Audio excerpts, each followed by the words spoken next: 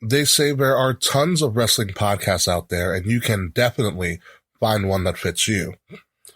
Quite frankly, truer words have never been said. Be that as it may, please be aware that we here at Wrestle Addict Radio are about to embark on a conscious effort to open the creative envelope, so to speak, in order to entertain you in a more contemporary and much more educated manner. Even though we call ourselves a wrestling podcast network, the keyword in that phrase is wrestling. Wrestling extends far beyond the confines of WWE and AEW, to name a few.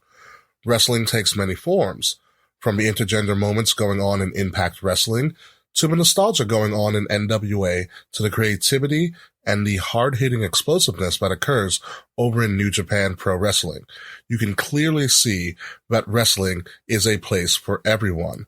We at Wrestle Addict Radio feel that you, the wrestling podcast listener, are quite frankly sick and tired of getting your intelligence insulted.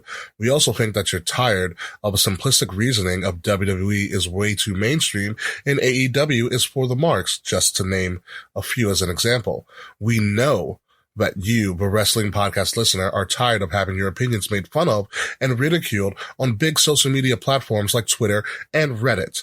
Surely the idea, reasoning, and lack of logic behind statements such as, "This sucks and I don't like it because I said so," is definitely passé. Therefore, we here at Wrestle Addict Radio have embarked on a far more innovative and contemporary creative campaign that is far more invigorating and extemporaneous than ever before.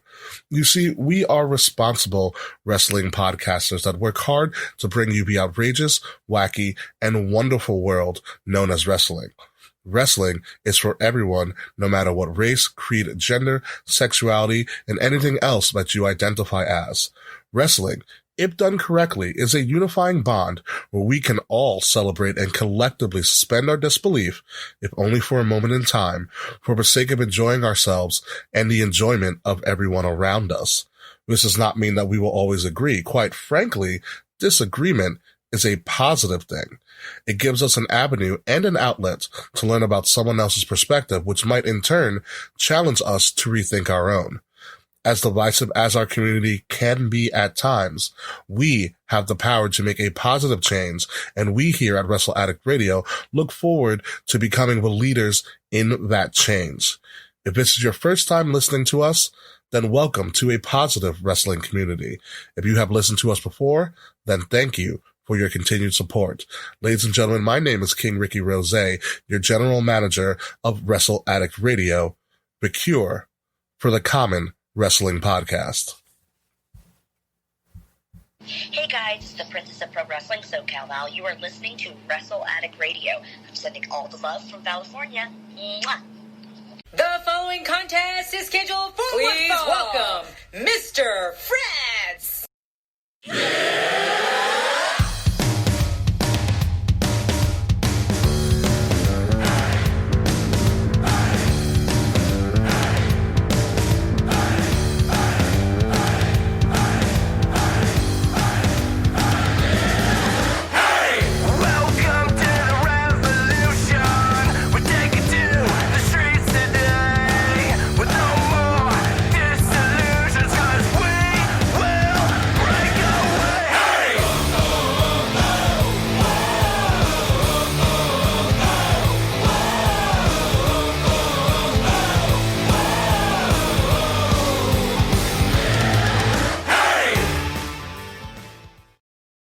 Ladies and gentlemen, celebrating 5 years as a podcaster, introducing Nate the Great!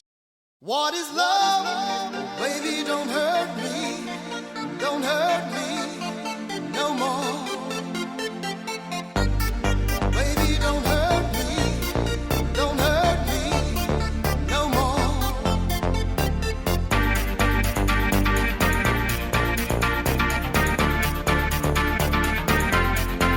What is love?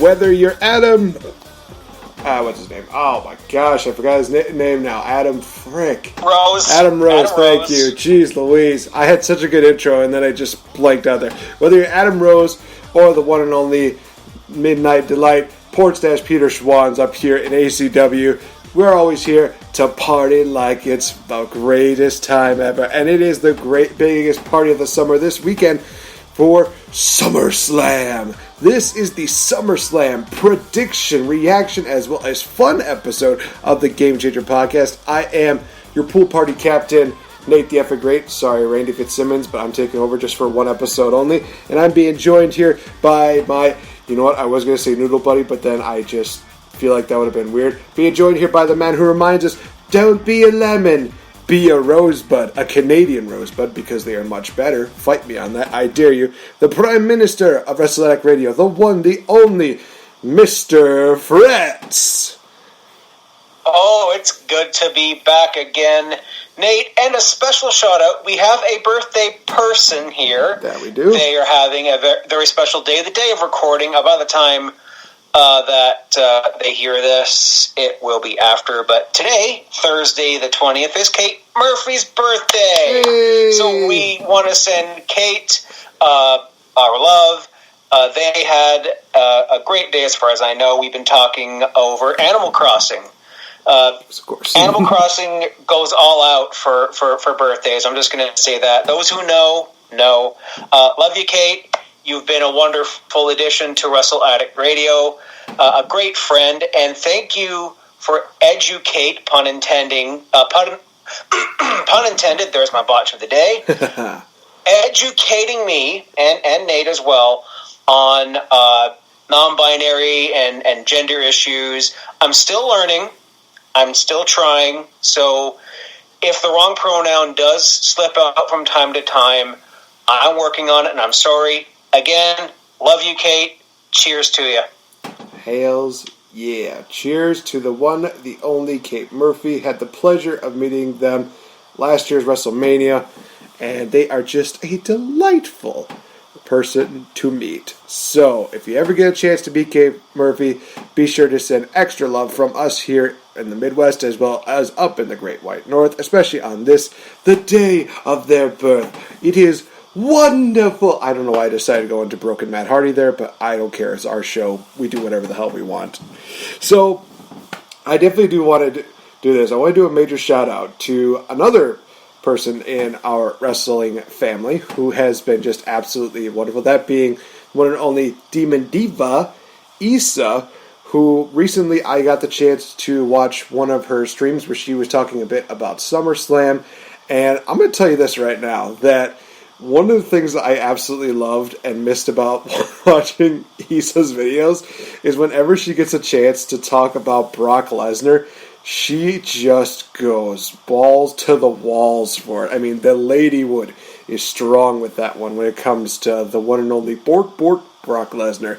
And I'll tell you what happened. So, just watching the stream, I got a chance to, comment on a couple of things. And one thing I mentioned to her was that I was one of those people that was giving her grief a hard time for, supporting Brock Lesnar, but it's one of those moments where I said to her, you know what, I kind of miss the Beastie right now. I'm not going to lie. Give her an inch, she will want a triathlon with that comment. She literally goes on this tirade about how the Beastie is the best and how every single championship should be on Brock Lesnar. Because you know how people have like those random gifs of, or those memes of like Triple H, he's got every single championship, including like the Divas title, Women's title, all those ones. Did the same thing for Charlotte. I'm guessing she wants the same thing for Brock Lesnar.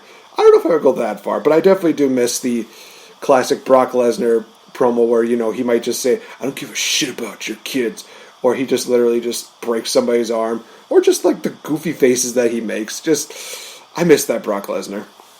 I miss the Brock party. The cheap box. and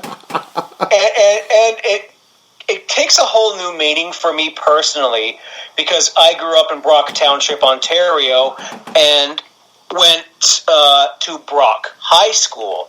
So when I hear Brock party, I think, okay, I'm going to be going to McIntyre's farm out in the middle of nowhere and getting shit-faced. Awesome. Claymore Country. And trust me, guys, we will be talking about Drew McIntyre as we go into our predictions for SummerSlam, but we'll definitely dive into that a little bit later on during the deal. Honestly, not a bad week for wrestling. I know that this Saturday, AEW is going to be premiering their they're going to be doing their premiere for Saturday show since the NBA decided to take over for that. Well, why not? Go Raptors! Woo! We the North! So what they've been doing right now is they've been actually showcasing All Out on the YouTube channel. And in all honesty, guys, this was such a great show. I've not gotten a chance to really watch it a second time. But at the same time, once you go one time with Dusty Dave, it's more than enough to make me say, yeah, it's not going to feel the same. Shout out to Dusty Dave. Love your brother. Love your belt, bro. And proud to represent that culture. Oh, shout out to Dave there. Yeah, I think I've watched that as well. I've only literally watched Raw and NXT this week. We're still in busy season, so there's not a lot of time for wrestling. But yeah, shout out to Dusty Dave there as well. Much love to you, good bro. And we might as well give these guys love because they got something special in mind for this weekend. The people over at the Rant Foundation. That being, of course, Rant with Ants, Anthony DiStefano, Philem, as well as Issa. They are going to be coming back. I'm very looking forward to seeing what these guys provide. It's going to be absolutely insane. It's going to be wonderful. Always love talking to any one of these people, any one of them. It's just absolutely just fan-freaking-tastic. Absolutely looking forward to having Ant in my ear holes again. I'm sorry how that came out. I'm sorry of how that came out. Whatever. But that's going to be because, you're not releasing all the ants. So, if you want to know what that is, why don't you listen to the Rant Foundation? There's a little cheap plug. I believe they're having something. This weekend they're returning. And I've said it before, and I'll say it again. Ant is one of the reasons why that you and I are here, and I'm grateful for him. So much love to Ant. He has a Patreon, just so you know. It's not only ants, but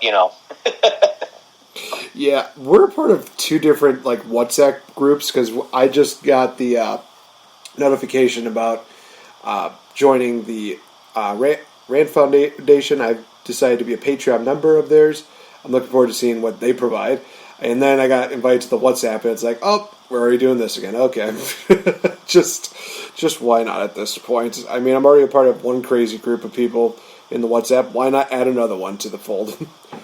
With most of the same people, too. That is the crazy part, but that's the best part, too.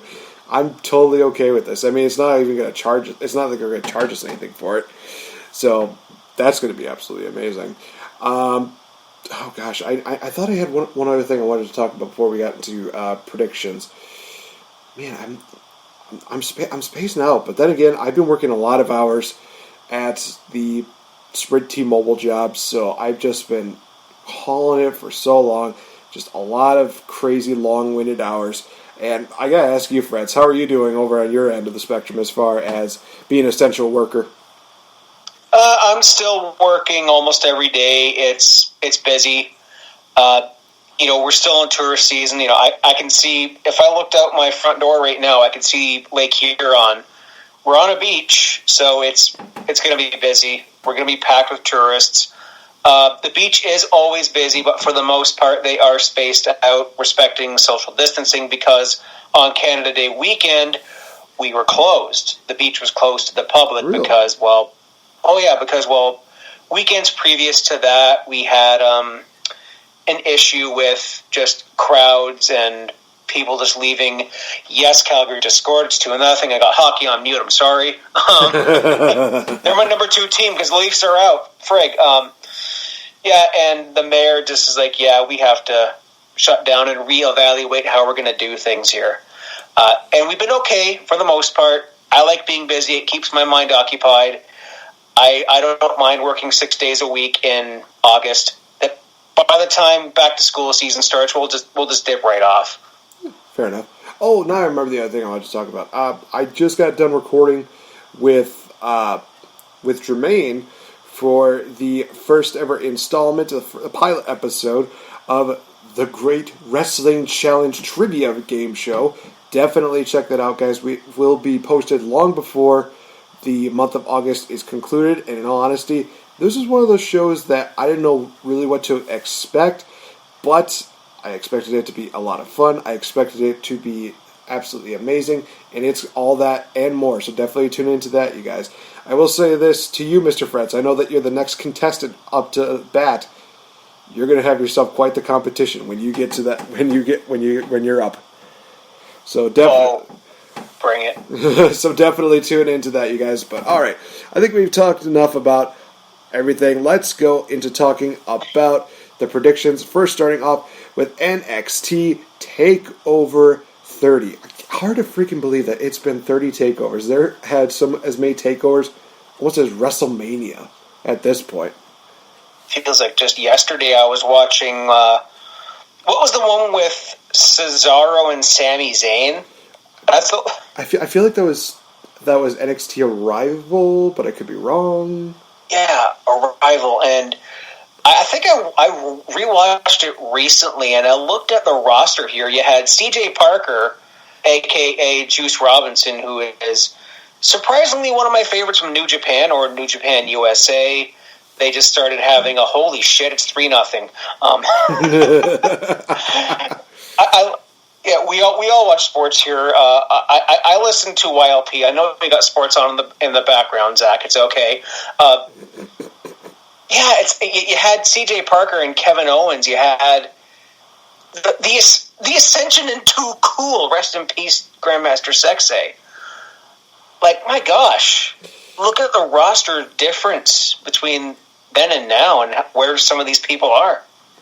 Yeah, it's absolutely crazy. And you also see like how far they've come since then, from having excellent women's matches to amazing tag team matches to just incredible rival storylines that just absolutely kill it at the shows. I honestly will say this, even if somebody says that there's like the worst NXT takeover of all time, it's still a damn good show compared to a lot of what, the main roster has really pulled out. And honestly, really good card when you kind of look at it. And let's not waste any time. Let's go right into it. We'll start with the pre-show, in which we have a triple threat tag team match to determine the number one contenders for the NXT Tag Team Championships, held by, well, who, Mr. Fretz? That would be El Ligo del Fantasma. Who are those guys? Joaquin Wilde and Raul Mendoza. Thank you. I would not have got that. Versus Breezango versus the Brit Am Brawlers of Oni Lorcan and Danny Burch. Oh. I think I want to pick Oni and I want to call him Tui, but I think we might see El Ligo here have a little bit of a collection of gold by the Ligo de Fantasma here. So I think I'm going with them. I'm going with Oni Lorcan and Danny Burch. These guys are they're really good. And I think that they are long overdue for a tag team title run. Which means Breezango, love you guys, but now's just not your time. And in all honesty, I think that they could have been SmackDown Tag Team Champions at least once, had they not screwed the pooch on that one. But that's a different subject for another day. Let's get into the next matchup, shall we? We have the one and only Prince of Darkness, Finn Balor, taking on Timothy Thatcher. This is going to be good. Now, I think Timothy Thatcher is going to have another career-defining performance here, but I think he's going to come short against Finn Balor. Finn Balor's taking the victory here. Ooh. I'll have to agree with that, but I wouldn't be surprised if we see a little bit more of the feud that we were going to potentially get earlier this year, and that has to do with one Velveteen Dream. Now, I'm just going to say this right now. I don't know enough about what's going on with him, whether anything is legit. So, hey, if it is legit, then F him. But he's back. I think he could cost Finn this match, and then Finn could have something to do with, well, the match we might as well get into now that he is in. Very true. We have the ladder match for the vacant North American Championship, which is kind of ironic because this was the match that crowned the first ever North American champion. History might just repeat itself right here. We have Bronson Reed, Damian Priest, Cameron Grimes, Johnny Gargano, and Velveteen Dream. Mr. Fretz, who have you got for this matchup? I have one of my absolute new favorites in NXT, Frank. I'm not Frank Grimes, that's The Simpsons. Oh, Homer's Enemy, the best episode of The Simpsons in my mind, other than Lisa on Ice. But old Grimy, I mean, you had the thick boy there raising the title at the end, and although I'm not a big proponent for a 50-50 booking, we'll see why as we go through the rest of the night here. But I don't think he'll get it. Damian Priest is another good choice, but I almost call him Grimy. I'll just call him Grimy. Has always been just there and off to the side a little bit. You didn't see him really pose with the belt. He was just there and looking at it. And he's a real sneaky one.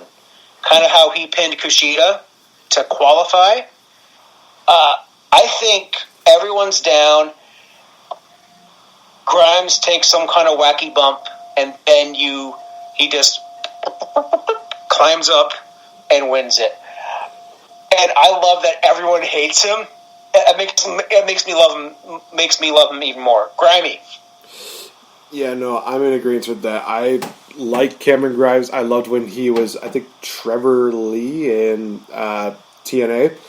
He was a great X Division guy, and I think that he's long overdue for just this absolutely wonderful title run. I mean, we also have Johnny Gargano in this one. Maybe they put the belt back on him, and maybe he starts putting over some guys. It's a possibility, but at the same time, I think it's time to get some new blood into that and kind of keep that. It's really crazy because when you really look at this, they really do a really fantastic job of just keeping people new in the title picture. They never really have a 5-time, 10-time, champion or something like that. They always just have one. They just have some people be like, okay, you won this belt, and then from there, we'll see if you'll kind of go up to the main roster and blah blah blah, that kind of deal. Well, obviously we've seen how well that worked out, but Cameron Grimes hold the belt for 24/7, 365. Just have him hold that title for at least a year. That's the way I see it. Get the Honko meter out. And did you see that bump that Gargano took against Ridge Holland right on his head? Oh, jeez. Just, no. He's lucky that he's okay. There was an interview with him on WWE.com just after, and whoever was conducting the interview was like, "Oh, Johnny, are you okay?" Then he's just like, starting off like calm and somber. It's like, yeah, it almost happened. Something. And then it's like, Johnny didn't get to save Takeover again, so he was kind of being somber and solemn, then turned right into soulless Johnny. I didn't think I could love a Gargano heel turn, but here I am. I adore it. Like those skits that him and Candice were doing, like climbing the ladder, and even the ones before that, leading up to In Your House with Keith Lee and Mia, all those dinner time things. It's just absolutely fan-freaking-tastic just hearing that. I will say this. Remember that he did actually give us one of the greatest titles from one of our episodes, and that was Johnny's Keyhole. So Johnny Gargano is something very special. And for those that might be hearing, there are dogs in the background that are just being crazy. So I do apologize for that. But at the same time, what are you going to do? Oh, let's talk about the NXT Women's title matchup. We have Dakota Kai challenging Io Shirai with possibly a dark horse in this one, that being Raquel Gonzalez. The question is, does Io Shirai retain or does Dakota Kai win the championship? Mr. Fretz, who have you got for this one? My heart says Dakota Kai. My gut says Io Shirai. Io just got the title recently. Dakota's been doing some great heel work on NXT. I could easily see her taking this title and then going on to feud with Tegan Nox at War Games this year, give it a big full circle, take a shot moment. Ooh. Okay, you know what? Based on that, I'm going to go with Dakota Kai. Fair enough. That is actually a really good booking, which is going to be amazing because we have to get our booking hats on for next week. We'll talk about that a little later on, ladies and gentlemen. As far as what I got for this matchup, I'm going to take the safe bet and say Io Shirai retains. Like you said, she just won the title. She's been doing an absolutely phenomenal job being champion. And I think right now it's just a little too early to take the belt off of her. But at the same time, I could see Dakota Kai winning as well. Because, hey, NXT does a really damn good job with storytelling. Talk about that in just a bit. Up next, we have Adam Cole versus Pat McAfee. Now, for those of you that are curious as to where this kind of came from, Pat McAfee called Adam Cole short. Adam Cole got pissed off about that. One thing led to another. They got into a brawl, and then Triple H is like, I want to see you two fight at Takeover 30. Something to that length. So we got this matchup here. People are definitely going with Pat McAfee, and there's some people that are even thinking that, Undisputed Era might get involved, blah, blah. I don't really see that. I'm going with Adam Cole, baby, for the victory. Adam Cole is going to disable McAfee antivirus software on his laptop and delete him. Adam Cole, baby. How long have you been holding that joke in for? I can't take too much credit for it. That's like Matthew from Cultaholic, and I think even, what's his name, Tom Campbell. It's a Cultaholic thing, so I can't take credit for it. Alright, fair enough. And up next, we have the main event, which is going to be Keith Lee taking on Karrion Kross for the NXT Championship. Honestly, I will say this, you guys, that one thing I was not expecting in this entire feud was there being a contract signing where a ball of fire would just come out of a contract. That was, I don't know what I was expecting, and I loved it. This is going to be tough to call, because Keith Lee just won the NXT Championship. But at the same time, it's Killer Kross, and it's Scarlett, and it's just, I'm going to say that Kross retains, that Kross wins, but not the title. It's just one of those situations where he's going to find a way to win, but he's not going to make it about the championship this time around. He just wants to get into Keith Lee's head, make it seem like, I can beat you, just not tonight. I just think that would be really good storytelling to have Karrion Kross literally just give Keith Lee a run for his money, and then Keith Lee kind of thinking, he didn't beat me. And Karrion Kross is like, yeah, because I'm making it too easy. Also, Karrion Kross would just do that because he's that kind of person I could see being a dick. Okay, so I am picking Karrion Kross to win the title here in dominant fashion. Yes, Keith Lee just won. He just had his moment. Yes, Karrion Kross just debuted not that long ago. I'm going to ask you something, Nate. When did Brock Lesnar debut for the WWE? He debuted in 2002.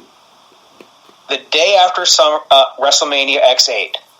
I believe it was in Montreal. If not, it was in Toronto. Right. When did Brock Lesnar win his first WWE title? Later on that year at SummerSlam. This is about the same time frame as we've seen Karrion Kross on NXT. And he has been absolutely dominant since then. I mean, like 2 or 3 weeks ago, he had his, typical interview backstage, he choked out everyone in the locker room. He's choked out a few people on TV. I think that this is the beginning of an absolute dominant reign for him. I could see Keith Lee having a hot potato reign with it here. But there is one X factor here I have in mind. That's Takeovers. Really? Some people speculate that he is in Retribution, but no, that guy's not tall enough to be him. We could see a heel turn here. kind of along the lines of the Gargano Ciampa one from earlier this year, last year, whatever it was. I can't remember when there was crowds. But I think it's Killer Cross's time, and I think he can be a dominant champion. And once we see crowds back, which, if you're watching AEW, who could have 10% capacity at Daly's Place in one of the worst coronavirus states in America, you idiots. Killer Cross, long story short. Yeah, it's also kind of crazy you mentioned that, because I remember that one of our friends of the show, Jessie, she was actually at one of the AEW shows. So it was kind of one of those things where it's like they are slowly starting to trickle, people back into it. So it's kind of nice to see that. Obviously, WWE has other things in mind, which, trust me, we're going to talk about that when we talk about Summerslam, slam. But I really do like how this card is very stacked. You know what? I'm gonna do something crazy. I'm gonna look at the first card that we had for NXT, and I'm definitely gonna see again how far we've kind of come since then. Because my God, we're at NXT Takeover 30 compared to every other freaking takeover. I think Arrival was the first one, was it? Yes, it was, because it had that very interesting main event, but at the same time, still positively amazing. So, we had Cesaro defeating Sami Zayn in a singles matchup, because 2 out of 3. It actually just says singles matchup, so I don't know if it was 2 out of 3 or not. Oh, that was the next one. Yeah, because they had a 2 out of 3 falls match, and it was amazing. They have the rematch. We have Mojo Rawley defeating CJ Parker, because Mojo Rawley need win. God help us all. The Ascension defeating, as you mentioned, Too Cool for the NXT Tag Team titles, because, nostalgia. Why not? We had Paige retaining her NXT Women's Championship against Emma by submission. Oh man, that. But also, Paige had one of the best submission maneuvers ever. That's beautiful. Tyler Breeze took on Xavier Woods to a no contest.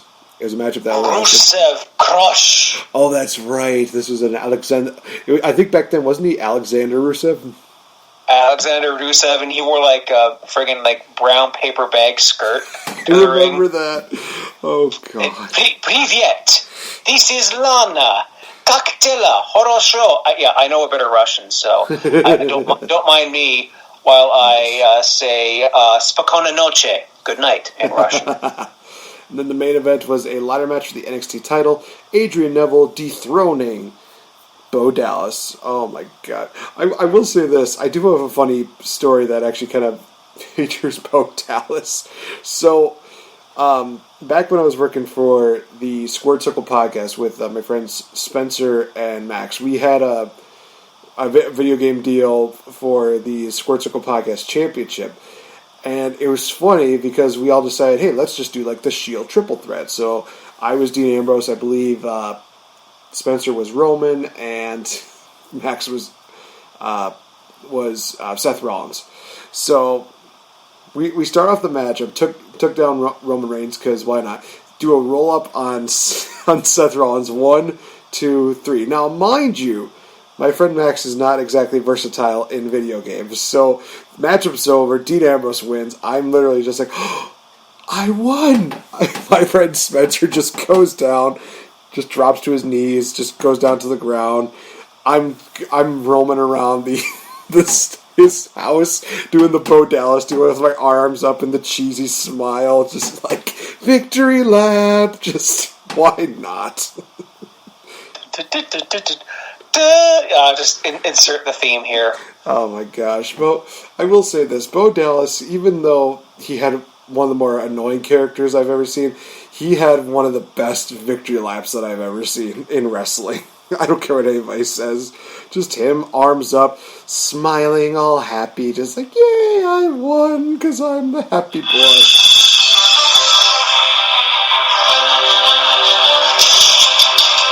Motivation. You have to do is believe. He also does have one of my favorite moments where he was saying, "Believe, give me anybody." Next thing you know, feed me more. And he just gets wrecked by Ryback. Or the B team, they run into the Miz backstage. The B team is the tag team champions. I'm talking Battle Scars B team. Oh, and the B stands for Daniel Bryan. I remember that. Like, oh, just take that, Miz. I know you won that match, but yeah. Still, yeah. I will say this. I did get a chance to watch. I think it was a WWE Milestone. It was either Milestones or Rivalry. I can't remember exactly what it was. But it was showing all of the the rivalry highlights from Miz and Daniel Bryan. I got to watch the one that had Bret Hart and Owen Hart. Absolutely a fantastic deal to watch. I know that they have another one that just came out. I can't try to remember who exactly it was. Maybe it was CM Punk and John Cena. I'm not sure exactly. No, I think it was CM Punk and John Cena. Okay. So that's going to be one I definitely will want to watch because, my God, did those two ever have great chemistry. Just Money in the Bank, Money at Raw, 2 years after that. Just fight me on that, anybody. Best two matches that they've ever had. Plus, CM Punk brought the pile driver back. He said, fuck the world, basically. Yeah, just like Eric Young brought the pile driver back this week on Impact. Yay, Eric Young doing the pile driver. He could do no wrong with that pile driver. He's amazing. Oh, gosh. I will say this, that TNA definitely is just building up again as me just loving that promotion. I was just telling Fretz I also got the chance to watch, was it Turning Point? Or the one that had Triple X versus America's Most Wanted in that steel cage match. Oh, that was just a thing of beauty. Turning Point 05. Oh, that friggin' tightrope walk Hurricane Rana by Elix Skipper. Oh. Mwah. Chef's kiss. Masterful.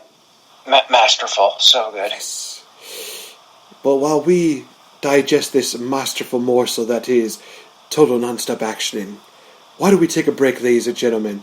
And when we come back, we will talk about the biggest slam in all of summertime. Oh boy. Greetings, Earthlings. This is the Resident Rainbow, the Kate Murphy of Kings of the Rings podcast. For just $5 a month, we invite you to join our Patreon, where we give you lovely listeners a community to talk wrestling in a place where you are appreciated for being exactly who you are. You can join our group chat where we share everything from news to memes to a sweet 15% discount on our Teespring shop. You gain access to exclusive content made with love just for you. Speaking of love, your general manager King Ricky Rose and I can tell you a thing or two about love on our exclusive video series Love and War, returning to your headphones very soon. Come join the party, make friends, and come visit my island on Animal Crossing, only on the Wrestle Addict Radio Patreon. You'll be glad you did.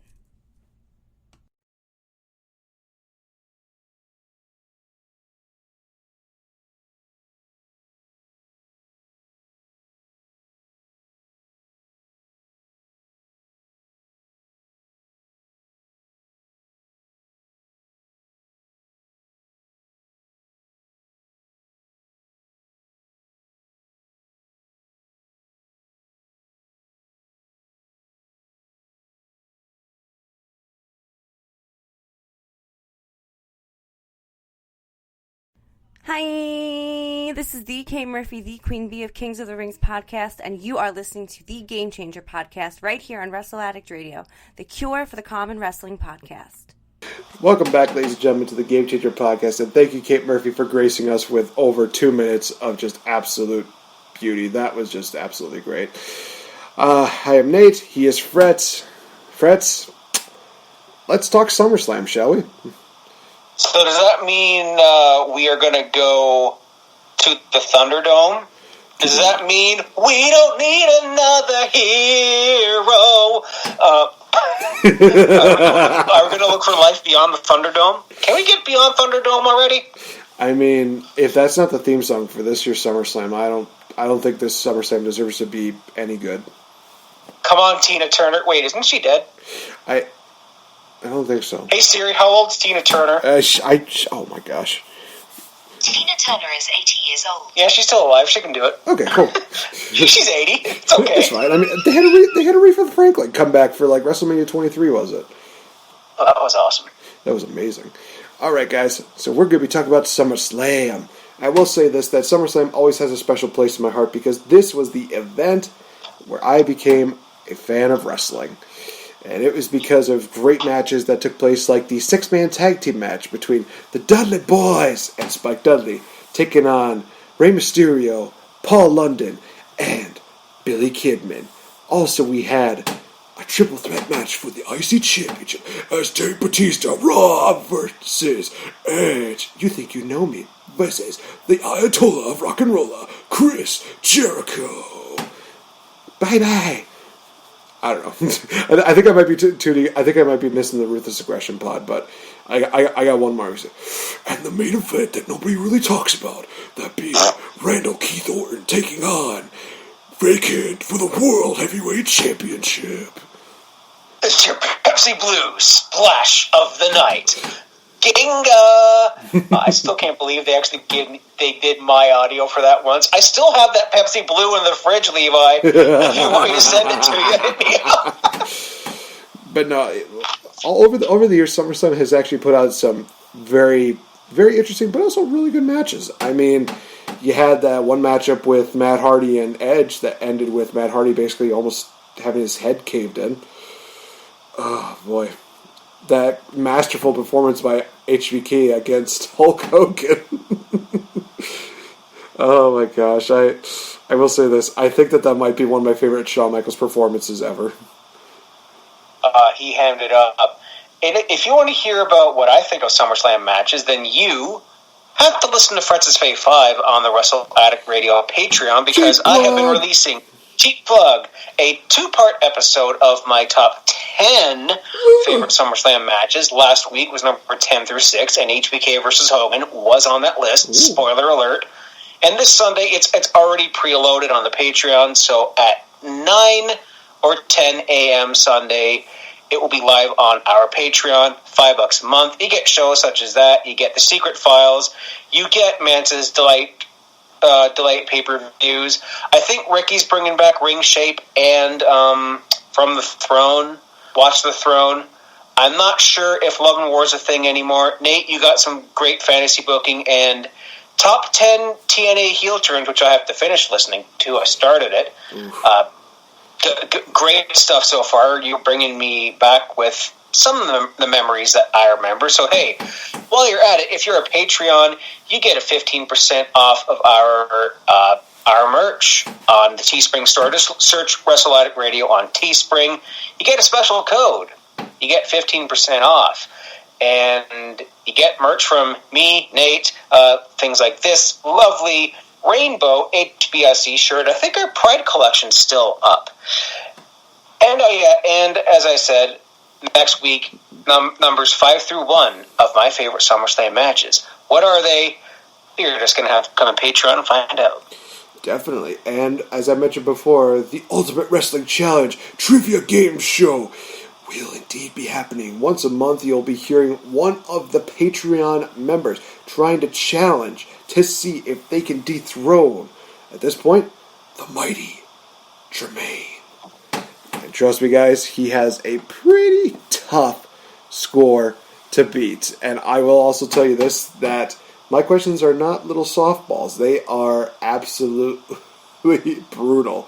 Jermaine will tell you that. Again, shout out to Jermaine for being an absolutely phenomenal first guest for the pilot episode.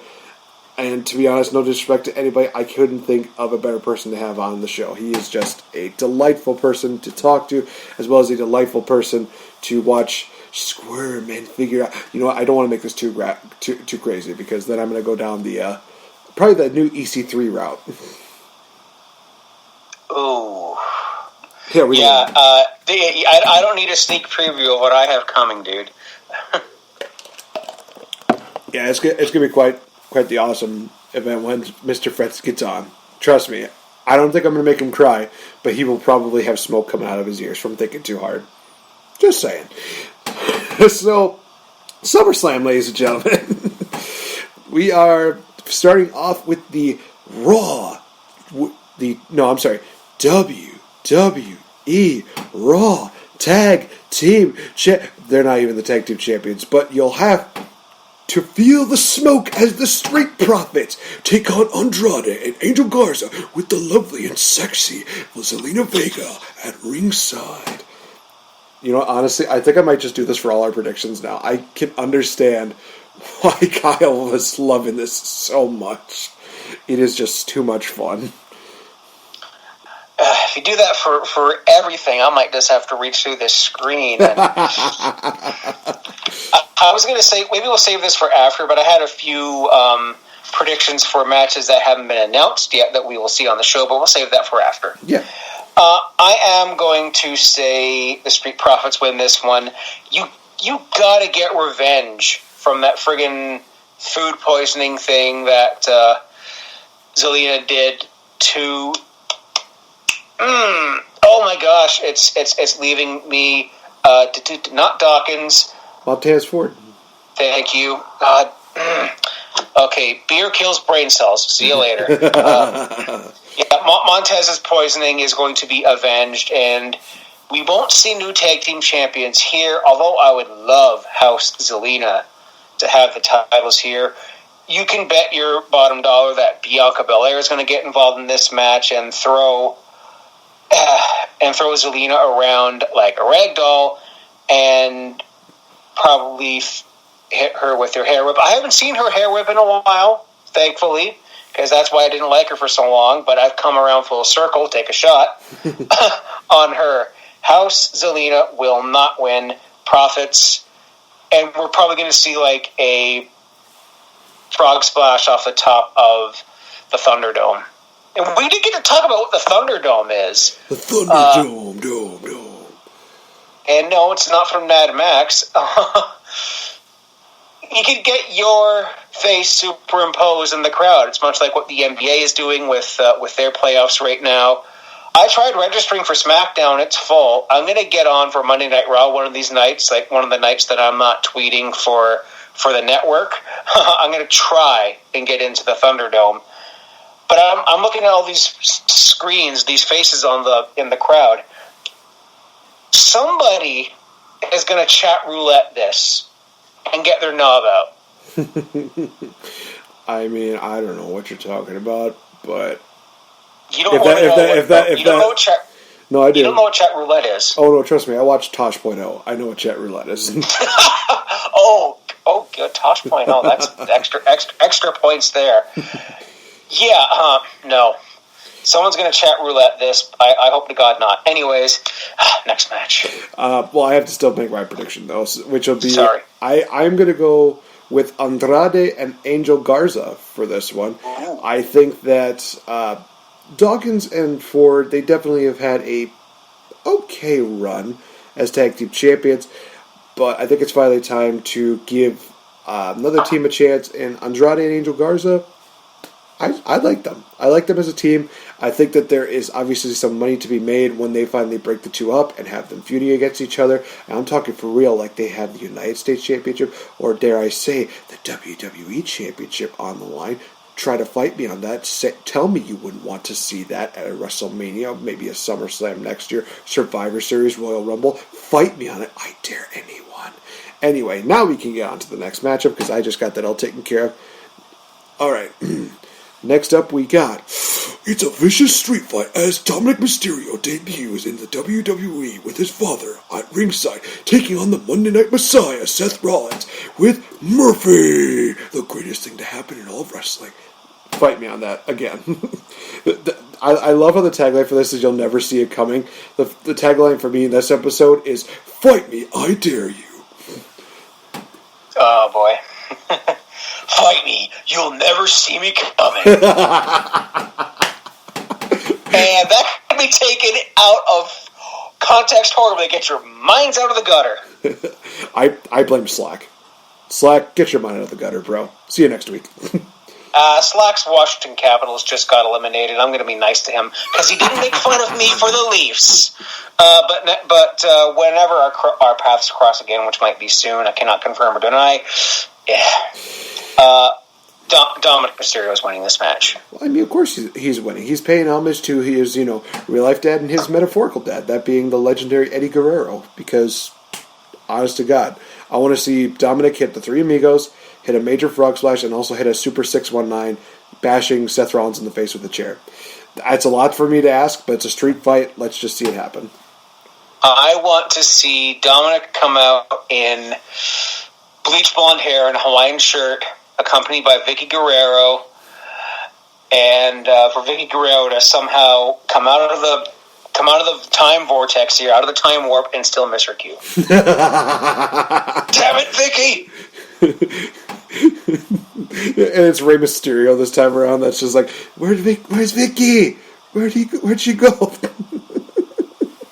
Oh man, She just disappears out of the Thunderdome. No, Vicky's in the crowd. Her face is in the Thunderdome crowd, and Ray's like, "Come on, get over here, Vicky! For the love of..." Ay, Dios mío. Okay, if Vicky or Chavo aren't in the crowd, I'm going to be very disappointed. Speaking of disappointed, no, this should be a good match. Maybe. We have the matchup for the United States Championship. Bobby Lashley, Shelton Benjamin, barred from ringside. It is the one and only Montel Vontavious Porter, MVP, taking on Apollo Master Cruz. I just made that last part up. MVP, Cedric heel turn. Cedric's going to join the Hurt Business. That would be cool. That would be cool, but I'm going Apollo Crews. It's weird that we're seeing him as United States champion, but at the same time, I'm kind of digging it. He's been definitely really proven himself as a championship material guy. I don't want to see him lose it anytime soon, but you know what? If MVP wins, I'm not going to really complain. I might bitch about it later on. I might have a couple drinks in me, but at the same time, I'm not going to really complain about it. That's just me. Alright, it's time for the hair versus hair match as the lovely Mandy Rose takes on the kick-ass Sonya Deville. One of these women are going to get their hair clipped off. They're going to look like an extra from McVeary. I think that already gives it away. It's going to be Sonya Deville getting her head shaved. Mandy's winning. Yeah, Mandy is definitely winning here. She already got a partial haircut, and I'm just going to say this. Thank God, Sonya, they're both safe from that psycho thing that happened. Oh, yeah, that friggin' basket case.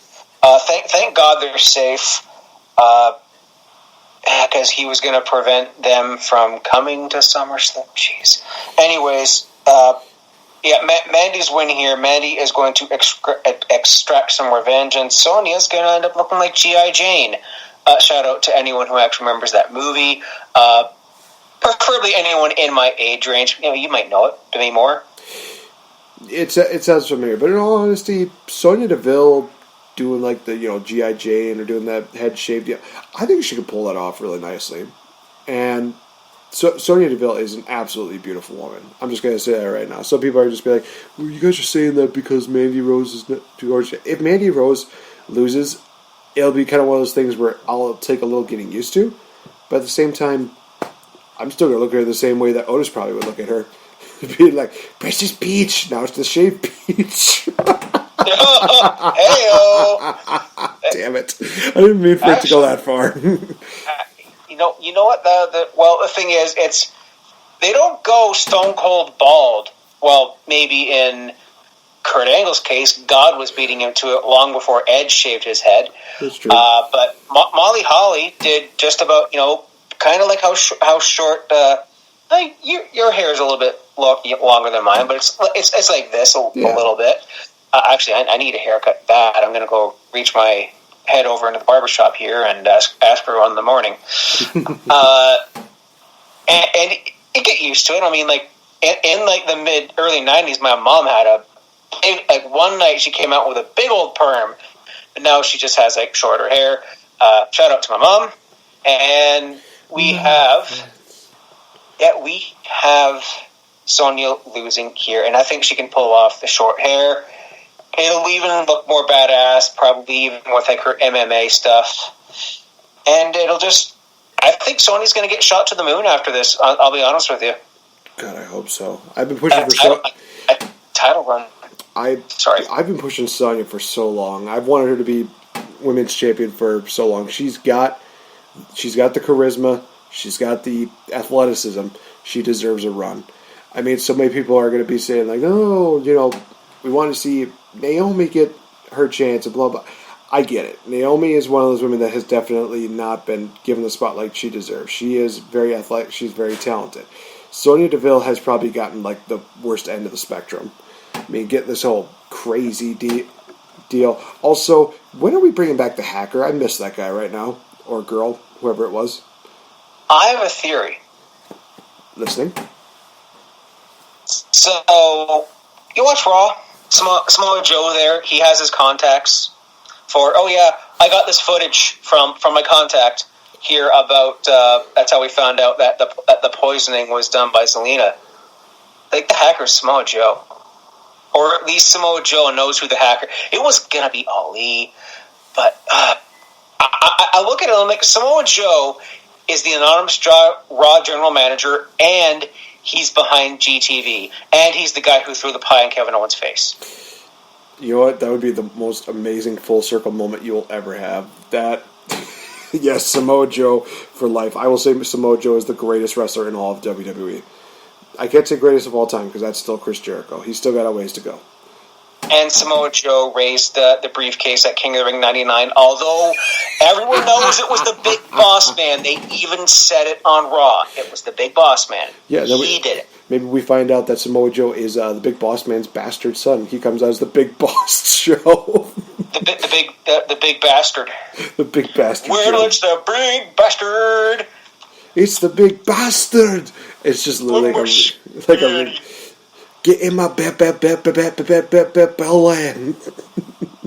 my skitty. You're my skitty. I just want my skitty. Hey, why are you making fun of me? Where's my skitty? We're not making fun of you, Big Show. Why are you making fun of my accent? You have an accent? No. He's from Florida. There's probably an accent in there. It's true. It is true. I gotta figure out where the hell we are. Oh, now I remember where we are. So Asuka could be walking out with not one but 2 championships because she's pulling double duty tonight. She's deciding, you know what? I'm gonna challenge both Sasha Banks and Bayley for both championships. There's probably a 50-50 chance that she walks out with 1 championship, but I could suggest that there's probably going to be a 100% chance that she walks out with both championships. So, question is, what happens here? Do we see her walking out with 1 or both titles? I'm going to put my chips in. I think it's going to be Asuka 2 belts at SummerSlam. Let me put my fantasy booking hat on here for a second. All right. Oh my God, he actually has a hat. Yeah, Legend of Zelda hat here. So, I'm going to say, this is not what's happening. This is just me if I were fantasy booking SummerSlam. Remember that WrestleMania 2000, 2 out of 3 falls, Eurocontinental title match? Yeah, one of the best Eurocontinental championships of all time. Yeah, Benoit, Jericho, Angle. Now imagine, if you will, that Team Mecha Karen and Asuka here have that match. 2 out of 3 falls. First falls for the SmackDown. Second falls for the Raw. Asuka chokes them both out. I can see these matches being back-to-back, but if it were up to me, WrestleMania 2000, 2 out of 3 falls match. Fantasy booking hat off. I had Asuka 2 belts here initially, but I think what was going to happen is that one of the belts are going to lose. And I'm going to see Bayley's run, her historic SmackDown Women's title run, come to an end. Either because Sasha interference backfires, or Sasha refuses to help Bayley. And then we get some seeds planted, or she just loses. There's a bar from ringside moment, like, you're out of here. And then next week, there's a pay-per-view the following friggin' week. Oh my gosh, Dallas is going to tie this game up. Focus, Fretz, focus. I know. Okay, TV off. There we go. I'm sorry, I'm a hockey nut. So we have here one of the titles are going to lose because of a little bit of a rift. And then at Payback, which is the week after SummerSlam, and I'm not predicting that show, or I don't know if I'm even watching it, they lose the Tag Team Championship. And then, the blow-off. I think Survivor Series is the way to go for their match. Although I still would have preferred like the title versus title feud and still have them as champions at this point in time, and then have, we're going to have a title versus title match, and we're friends, and you beat the poo out of each other. As Sasha Asuka beats Bayley. Asuka beats Bayley, but not Sasha. Okay. No, I think that's a pretty good prediction. Pretty strong prediction. And hey, at least Sasha wouldn't be having that streak again where she's losing her championship after one title defense. Oh. Ouch. Sorry, Ricky. I'm sorry. Singles title defense. Tag team title defense, she's at least getting better with that. But then again, she also has a tag team. That's neither here nor there. We go on to the next matchup here. It's going to be a slobber knocker as we see the Viper Randy Orton challenge the Glasgow Maniac, the Scottish Terminator, Drew McIntyre for the WWE Championship. Oh, boy. I hate to be the person to do this, but I know it's going to happen. I'm ripping this Band-Aid off. Randy Orton's winning the title. Fuck. I don't want to say that for Drew. Drew's my boy. I don't want to see him lose it. I want to see him hold it forever, but Randy Orton's doing really good as a heel. It makes sense. He's doing all these deals with the legends. It just...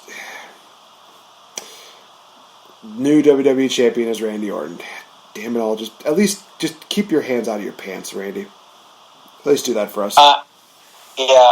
I think Randy's winning here. He's been putting in some of the best heel work in his career. This is better than Legend Killer of 2005 because actually I think this time around he actually gives a damn and he's actually, not being a literal crap disturber backstage or a crap giver or whatever. I love that they actually made that into one of their interviews and their vignettes. It was funny. But I think we're going to see a full circle here. Randy wins it here.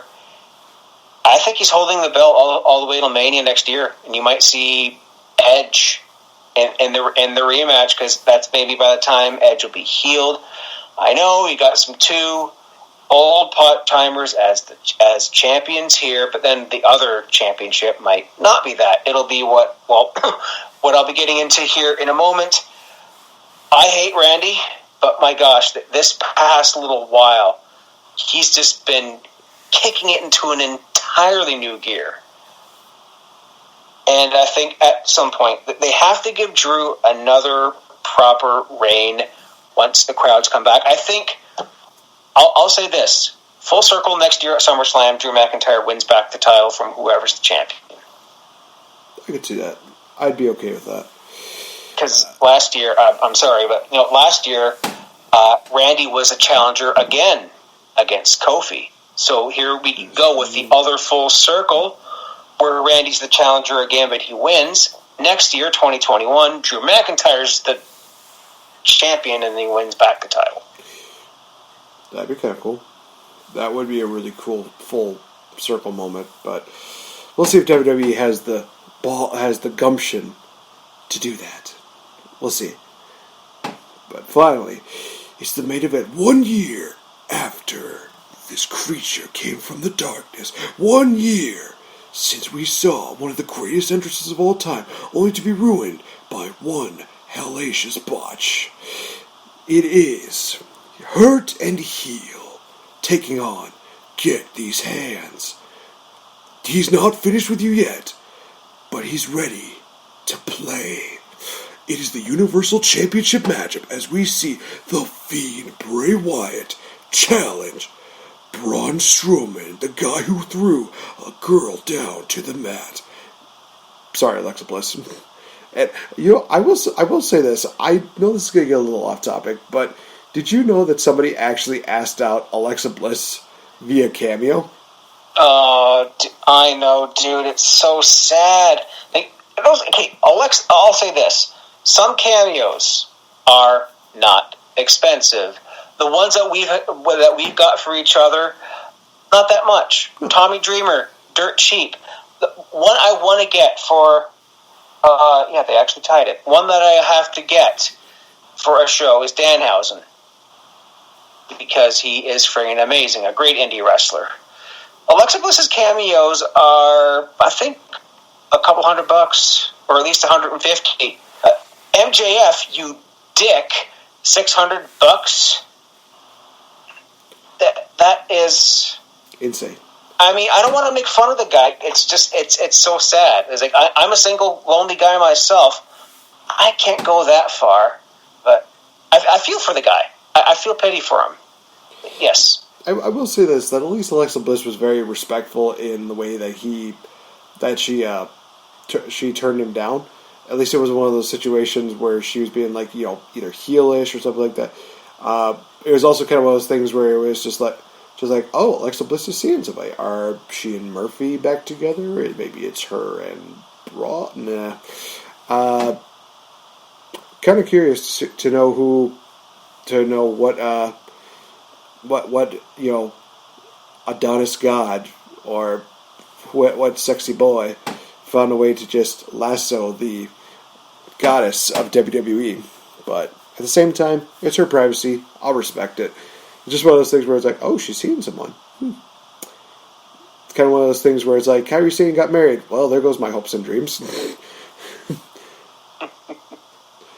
Oh, boy. I love the role that Alexa's playing here. I know it's just basically damsel in distress, but there's something here because, I like that they're playing a little bit into the history, or the alleged history, if you've watched things like Ride Along, of Braun and Alexa. Team Little Big from the Mixed Match Challenge, which, by the way, bring back the Mixed Match Challenge. That would be fun. That Sparkles, what was it, the Sparkle Splash, whatever she calls her move, off of Braun? Dude, she's like 2 inches shorter than me. Like, I take some balls right there. But I think we're going to see a new Universal Champion here. Mr. Rogers Bray couldn't get it done. Cult Leader Bray didn't get it done, although the title also wasn't on the line, and it wasn't much of a match as it was a theatrics show. The Fiend is playing off of Braun's weaknesses, Alexa. The Fiend changes everyone he crosses paths with.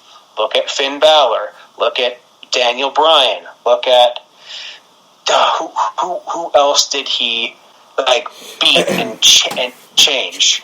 We have Finn Balor, Seth Rollins, The Miz, Daniel Bryan, John Cena. John who? Exactly. And now, Braun Strowman and latest victim, Alexa Bliss. Thank you very much. Yeah, and that's why the Fiend lost to Goldberg, because the Goldberg doesn't know the Fiend. Maybe if we see another match with okay, scratch that, delete that, the whole show, burn this to the ground, delete the Fiend. He is going to use Alexa Bliss, or Alexa Bliss is going to turn on Braun. And by the way, he pulls off Bulb. I don't care what anyone says. Fiend. Yeah, I understand where they're kind of going with this whole Braun deal, where basically he's trying to blot out any weaknesses that he has so that the Fiend cannot, break him down. In all honesty, there is still that, deal in his eyes that I could definitely tell that he did not want to do what he did to Alexa Bliss, because Bliss is amazing. Bliss is number one. Clap, clap, clap. Sorry, I had to rip that off just a little bit. But it's one of those situations where it just, this is going to be a really good matchup. I mean, the first matchup was okay. The second matchup was a thing. Third matchup, this is going to be their greatest showing. This is going to be absolutely glorious. Nope, I'm still sad because they just ruined Bobby Roode. But 1 year after The Fiend debuted at SummerSlam to just destroy the one and only Mr. Finn Balor, he is going to take Braun Strowman to the Firefly Funhouse, and he is going to get absolutely wrecked by The Fiend and by Sister Abigail, Alexa Bliss. So I'm in agreement. Braun Strowman is going down because The Fiend is going to remain unstoppable, and he's going to be Universal Champion again. And I dare say this, take that blue belt and maybe have a little bit of red on it. Maybe it could be a little one of those things where it's like a little bit of red here. It has maybe the name Mick. A little red here, Kurt. A little red here, Finn. A little red here, Seth. It's an idea. I mean, it's better than that god-awful what the fuck kind of thing was this, and who would want to pay for this shit belt that they made a long time ago. I would. I love that. Well, so far we're at an impasse. So it's not the first time, but it won't be the last time. This is one of those things where it's like, no, that thing is god awful. That's a belt bro no for me. Belt bro no. That's a rhyme. I would put that right below Big Goldie over here. That'd be funny, but only if I have a picture with the Fiend. I will say this. I kind of would love to see that happen, and then just literally, as you wake the next morning, the Fiend belt is somehow on top, and the gold belt is on the bottom, but it has a little chunk bitten off of it. It's like, what the fuck? So try it again. Next day. Red room. Red room. Bye. Red room. Let me in. Nope, I'm out. Pick up Bart, Trav, Pew, Kasib. What have I told you about running on the wall, Millhouse? Go to your room. Go to your locker room. Oh my gosh. Boy. Oh, also, I definitely do want to say this. Major shout out to Adam Blombier for, again, all the great booking stuff that he did. He did a rebooking of the Shinsuke Nakamura main event run, which, in all honesty, is nice. And he does kind of address the issues with Nakamura and WWE's, taking of great wrestlers and just turning them into absolute crap, to say the least. But it's one of those situations where it's like, you know what? The way that he booked it made sense. Hashtag Nakamura versus Zayn for life until they become a tag team. And, yeah, it's absolutely great. So, SummerSlam. It's going to be an event where you'll never see it coming. I will say this. One thing I would love to see if they were to pull this off somehow would be hilarious, but also amazing. What if the thing that we never see coming is John Cena just popping out of the ring and he helps Bray Wyatt win the title? Or the Thunderdome. Or Otis cashes in. I was just going to say, there's a couple of other predictions here. What if Otis cashes in on Randy Orton, and then Randy Orton immediately commands a rematch, and then kicks Otis in the balls, and Otis has like a big show the night Daniel Bryan cashed in, 2-minute reign as champion. I know it hurts to see Otis like that, but I don't think he will be successful, or he'll wait a long time to cash in. And then Randy Orton wins the title back, and then he's like Cena, hey, I'm that much closer to the championship. What do you think? WrestleMania next year.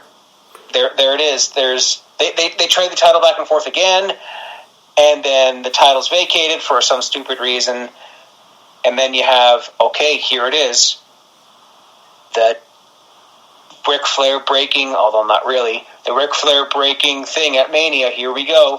And who's the special guest referee? No, don't put Ric Flair out there, for the love of everything holy. Let him live his life out at home. Just imagine that. But I have a couple of things here of matches or things that have yet to be signed that we might still see. All right, let's do it. So this week on SmackDown, in the debut of the WCW Thunderdome, if you look to your right, you will see David Arquette with the title. If you look to your right, you will see David Arquette with the title. And if you look straight ahead here, you will see basically all of Twitter burning. AJ Styles versus Jeff Hardy for the Intercontinental title is on SmackDown this Friday. By the time you hear it, it'll be over. Congratulations on a schmoz, because I think we are going to see something to do with Matt Riddle and or King Corbin. I think they're going to have a match, but what we could see is Baron Corbin come out during this and try to mess with Jeff Hardy. Matt Riddle comes out to counteract that. And at SummerSlam, we have a fatal four-way for the Intercontinental title booked with Riddle, AJ, Corbin, and Jeff. With and Joseph Hart as a special guest referee. Yes! Book it! And then he turns into Abyss. And he comes out with a mask, or he pulls a mask out of his pocket and then gets thumbtacked. No. I will say this.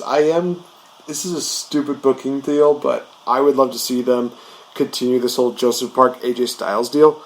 And then at WrestleMania next year, we get Abyss versus AJ Styles one more time. And it's like Abyss's final matchup. Oh, yes, please. And then at Saudi Showdown, you can have him versus Kane, just because. Anyways, and I think on the pre-show, we're going to see Nakamura and Cesaro versus the Lucha House Party for the SmackDown Tag Titles. Oh, shit, that's right. That's the thing. And I'll make a bold prediction here. Lucha House Party wins the tag titles. Ooh. That would be interesting. I'm going with Nakamura and Cesaro for that one. I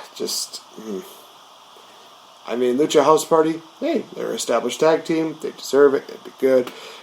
But at the same time, what would that say about Cesaro and Nakamura? Could they get any more buried? Let's watch. Hey, they lost to Lucha House Party. You know, you had that call from AEW, right? Might be a good idea to just give them a call back. See what openings they have. I'd rather see Nakamura back in New Japan and Cesaro back in Ring of Honor, because Ring of Honor is going to be up and running again, and they're going to have like the bubble like the NHL and the NBA have, where they stay in this little part of Baltimore. Nice. Bubble time. And bring back the Kings of Wrestling. No, wait, was that Mike Bennett? I forget now. No, that was Chris Hero and Claudio Castagnoli. Oh, you're right. Oh, Kings of Wrestling versus... You know what? Different companies, Kings of Wrestling versus the North, just because I want to see it. I'd be down for that. I'd be totally down for that. So that has been our early version of the fantasy booking, which, by the way, ladies and gentlemen, next week we will have a special fantasy booking edition of the Game Changer podcast, as it will be myself, Mr. Fretz, and the one and only intern from the Kings of the Rings podcast, Mr. Slackle himself. Former intern. Oh, did he get fired? Again, yes. Oh, jeez, come on. How many times can he get fired and rehired? I don't know, man. Come on, Slack. It's kind of like the JR deal. It's like there comes a point where it's just more sad than anything. That's true. And what are we fantasy booking? Are we going to have to really wait until... Or did we already announce it? I don't think we did. Yeah, we did. Because he did. He sent us a cameo thingy, and he said what we're challenging to fantasy book. It is 3 ain't enough because I need 5. That is right. It is for the Big E heel turn. This will be interesting, ladies and gentlemen, because we're going to be booking from SummerSlam of this year all the way till WrestleMania. I don't know why I'm going the WrestleMania 33 route. It's weird. Yeah, so it's going to be quite interesting. There's going to be frills, there's going to be chills, there's going to be a lot of talk. And also Slack actually proposed this idea for next week, which I think would be kind of cool. Talking about heel turns that ultimately led up just being, you know. Oh, I already got one. Other than Stone Cold Steve Austin's, I forgot what song he was singing. Whatever. Oh, Kumbaya, that's right. Kumbaya, my lord. What? Kumbaya. And then we got Kurt Angle. Chicken crack corn, I don't care. I got Olympic gold. I got Olympic gold. He's got Olympic gold. Oh, Jimmy Crack corn, he don't care. Kurt! Kurt, you're pathetic. You suck. He left. Who? Vince left. Oh man, that's Wendy. Good.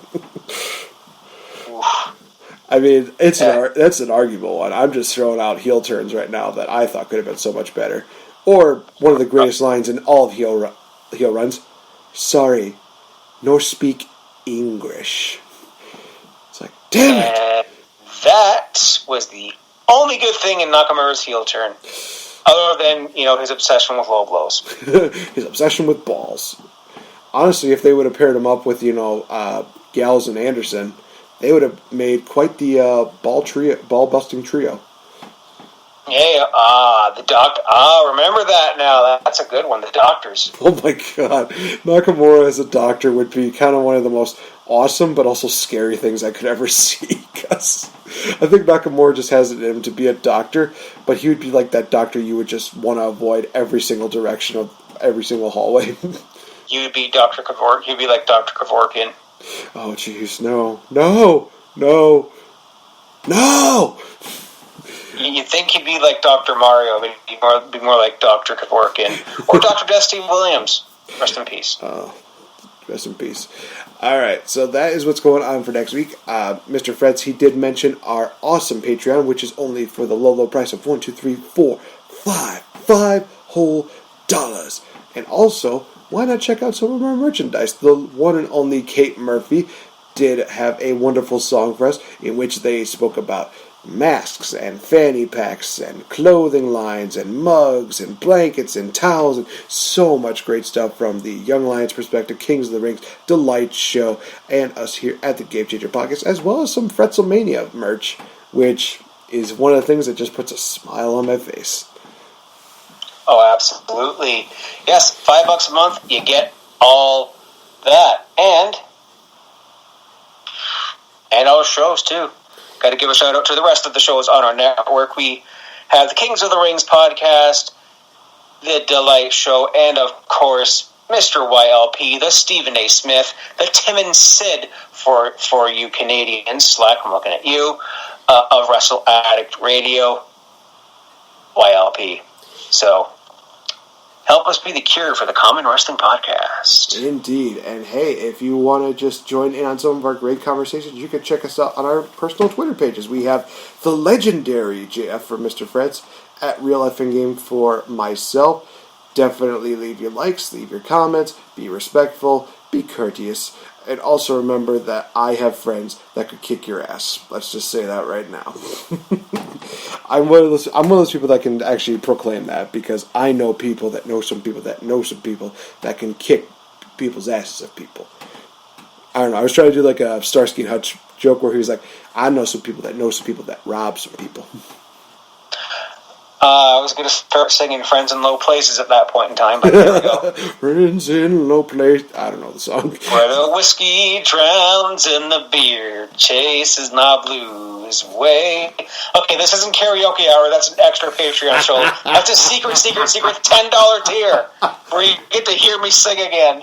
Oh, and maybe I'm going to need about 6 more of these. Oh my gosh, you want to be kind of funny. I know that, the 5-second rule, it just does a lot of the singing. Honestly, we should just have like everybody from the Wrestle Addict radio deal do a 5-second karaoke deal, just like every other month. I think it'd be funny. Just like one random song, 5 seconds, just post it up for no reason. I think Will'll be up for that. Will's up for anything. Will's up for anything. Have you seen his hair? Yeah, that's true. That boy needs a haircut. He needs to be in that. He needs to be a triple threat hair versus hair matchup at WrestleMania, and Will willingly take the fall. And he's all three participants. Mandy DeVille representing Will Tarashaw. Sonya Deville representing Will Tarashaw. Will Tarashaw representing Willy Wonka Tarashaw. No, I think it'll be Willie's hair versus Vance's beard versus my mustache. There it is. Oh my God. The battle of the hairs. Which is gonna give? You have to find out this Sunday at Summerslam. Oh boy. That was a facepalm club picture if ever I saw one. Ladies and gentlemen, we have been Wrestle Addict Radio. We've been the Game Changer Podcast. Thank you so much for joining in. Thank you so much for enjoying the laughs, the thrills, the chills of everything. And just remember that you can make a difference. Stay positive, stay safe, and remember that we love you, and we're always going to be here to bring positivity in the world of professional wrestling. For Mr. Fretz, I've been NateFNGreat. This has been the Game Changer Podcast. We'll see you guys in the next episode. And also, Slack, see you next week. But don't expect to win. Thunderdome. This has been a Wrestle Addict Radio branded podcast.